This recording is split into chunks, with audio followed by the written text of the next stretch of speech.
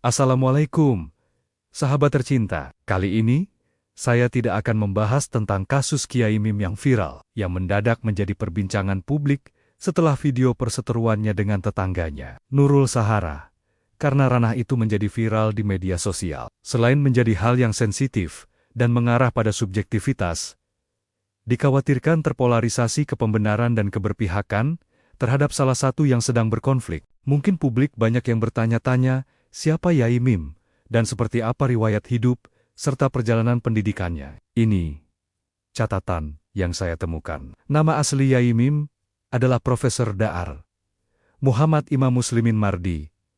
Ia lahir di Blitar, Jawa Timur, pada 11 Maret tahun 1966. Ia terlahir dari keluarga dan lingkungan pesantren yang latar belakang keluarganya sangat religius. Sebab ia merupakan putra pasangan Hari, Ahmad Muhammad Mardi, Hasan Karyantono, dan Haji Siti Katmiati. Ayahnya seorang tokoh masyarakat dan tokoh agama yang memiliki karisma di lingkungannya, Muhammad Imam Muslimin. Sejak kecil, tumbuh menjadi anak yang cerdas dan agamis. Ia mengenyam pendidikan sejak usia dini, atas bimbingan langsung orang tuanya. Pantas saja kesabarannya diambang batas. Sebab sejak kecil ayahnya sudah mengajarkan tentang prinsip-prinsip kesabaran, dan menahan marah jika disakiti, dan tentang manajemen, menahan hawa nafsu jika manusia terpancing marah 1 detik, tapi dampaknya bisa seumur hidup. Sebagaimana pepatah yang bijak yang mengatakan, orang yang sabar itu, saat seseorang disakiti, ia mampu membalas, tapi tidak melakukannya. Kalau kita disentil orang lain, kenapa kamu tidak melawan? Dia tinggi besar, aku takut. Itu bukan sabar, itu namanya penakut. Yai Mim memegang teguh amanah ayahnya, yang mengajarkan tentang ucapannya dengan bahasa Jawa. Jangan marah, sing salah pasti seleh, yang artinya, jangan marah, yang salah itu pasti celaka. Selain mendapat pendidikan non-formal di rumah dan mengaji di majelis-majelis pengajian, serta sejumlah musola, pendidikan dasar Yai Mim dimulai di Mi Al-Qadiriyah, kemudian melanjutkan ke MTS Ma'arif Bakung. Selama masa remaja, ia menimba ilmu agama secara mendalam di pesantren terpadu Al-Kamal Kunir Wonodadi, di bawah bimbingan KSA Thohir Wijaya. Di pesantren ini, Yai Mim mendalami ilmu fikih, tafsir, tasawuf, dan bahasa Arab.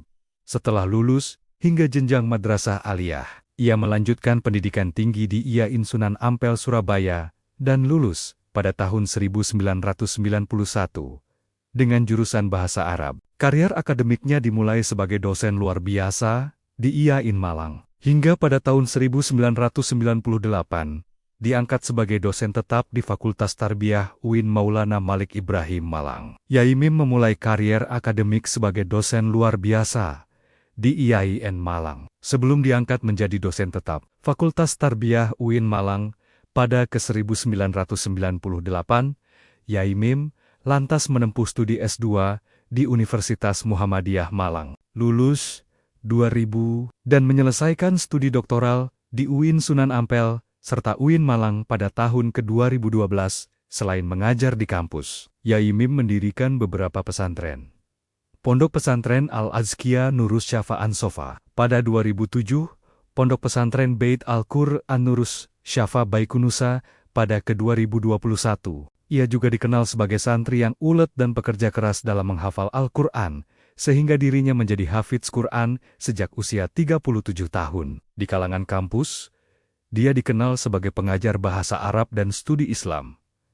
Kariernya tak sembarangan, terus menanjak di dunia akademik. Namun, pada 2025, ia mengundurkan diri setelah terseret konflik dengan tetangganya yang viral di media sosial. Di luar kampus, Yai Mim adalah pengasuh 2 pondok pesantren yang ia dirikan sendiri, yakni Pondok Pesantren Al-Azkiyah Nurus Syafa An-Sofa pada tahun 2007 dan Pondok Pesantren Bait Al-Qur'an Nurus Syafa Baikunusa pada tahun ke-2021. Pemikiran Yai Mim, khususnya yang berkaitan dengan perseteruannya dengan Sahara, menekankan penerapan prinsip psikologi untuk menghadapi ancaman, yaitu dengan melakukan apa yang diinginkan lawan untuk mengalihkan fokus. Ia tidak melihat perkelahian sebagai jalan keluar, tetapi lebih ke arah menghindari konflik dan mempertahankan ketenangan. Prinsip-prinsip pemikiran Yai Mim menghadapi ancaman. Yai Mim menjelaskan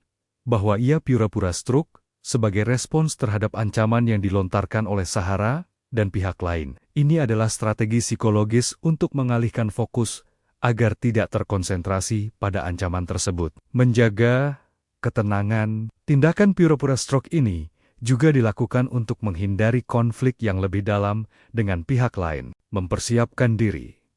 Yai Mim menyadari bahwa dirinya merasa terancam dan ia akan melakukan apapun untuk melindungi diri. Meskipun cara perlindungan dirinya, jika dilihat secara selintas dan kasat mata, seperti orang yang konyol, bahkan mendekati sakit jiwa. Tapi apapun persepsi manusia, ia tak peduli dan tak repot mesti harus klarifikasi. Yang penting ia bisa menghindari dari semua ancaman. Prinsip tentang kekuatan dari dalam.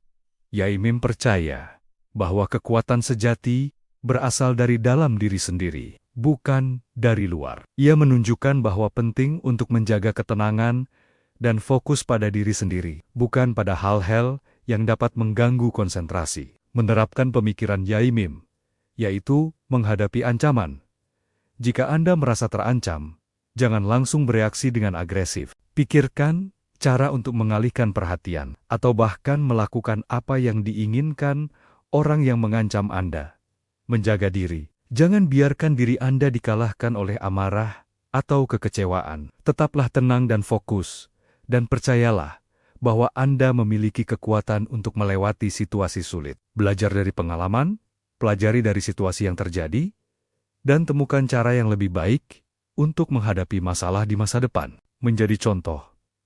Jangan hanya berbicara tentang kebaikan, tapi praktekkan. Jangan hanya berbicara tentang harmoni, tapi jaga. Mungkin saja manusia bisa marah, sedih, malu, bahkan takut saat seseorang mengatakan atau melakukan sesuatu yang membuat sakit hati. Meskipun dia ingin marah untuk membalas perbuatannya, bersikap tenang dan mengabaikan orang yang berperilaku buruk kepadanya, terkadang bisa menjadi solusi terbaik. Berikan waktu kepada diri sendiri untuk merasakan emosi yang muncul. Lalu berusahalah mengatasi sakit hati dengan mencari tahu penyebabnya dan menerima apa yang dirasakan akibat perlakuan ini. Tak banyak referensi yang mengulas tuntas tentang Yai Mim. Begitupun saya belum menemukan tentang biografinya secara utuh, tetapi sosok dan pemikirannya, walaupun hanya selintas, semoga bisa memberikan manfaat untuk kita semua.